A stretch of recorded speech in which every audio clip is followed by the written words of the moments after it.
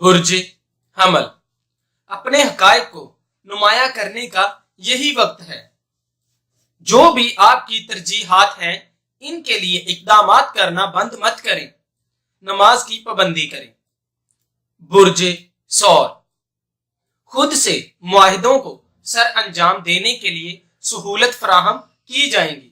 اپنی ذمہ داریوں کو پورا کرنے کے لیے خود پر فخر محسوس کریں گے اور دوسروں کی مدد کرنے سے مت گھبرائیں۔ برج جوزا، آپ کا اعتماد ارتقائی مراحل کو طے کر سکے گا۔ آپ اصل میں کیا کرنا چاہتے ہیں، اس سوال کا جواب بہت دیر سے لیکن مل جائے۔ برج سرطان، یہی وہ دن ہے جب آپ شاندار طریقے سے اپنے رابطوں کو فروغ دے سکتے ہیں اور آج ہی بات چیت کرنے کا موڈ سرمایہ کار کو قائل کرنے میں آپ کی مدد کرے گا۔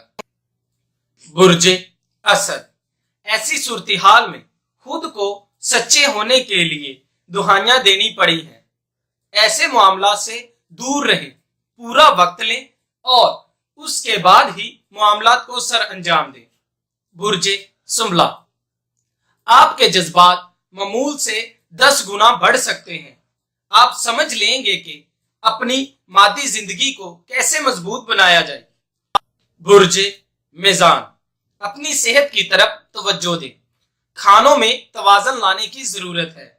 خاندانی جھگڑوں کو ختم کرنے کے لیے آپ کے پاس وسائل ہیں، ان کا استعمال کریں۔ اور برج عقرب، کام میں ایڈجسٹمنٹ کرنا تھکاوٹ کا باعث بن سکتا ہے، لیکن اس کے باوجود کام کو نظر انداز نہ کریں۔ بحث مباحثوں میں اپنا وقت ضائع نہیں کریں، آپ کے لیے فائدہ ہوگا۔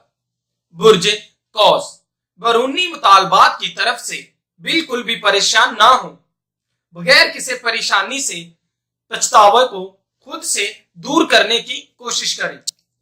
برج جدی، اپنی پیشہ ورانہ جذباتی زندگی میں نئے معاملات کو سر انجام دیں گے۔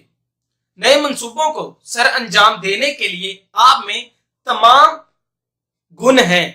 برج دلو، آپ میں سفارتی انداز کی کمی رہے گی، سب چیزوں کو سمجھنے کی ضرورت نہیں ہے۔ برج حوت، مستقبل کے لیے باتوں کو فروغ دینا آسانیاں فراہم کرے گا۔ آپ اس بات پر یقین رکھتے ہیں کہ مستقبل کے لیے کامیابیوں کی شروعات کے لیے بہترین وقت ہے۔ دوستو، اگر آپ کو یہ ویڈیو اچھی لگی ہو تو اسے لائک کریں، شیئر کریں اور ہماری نئی آنے والی ویڈیوز دیکھنے کے لیے اس چینل آسٹرو ہیلنگ کو سبسکرائب کر لیں۔ اللہ حافظ۔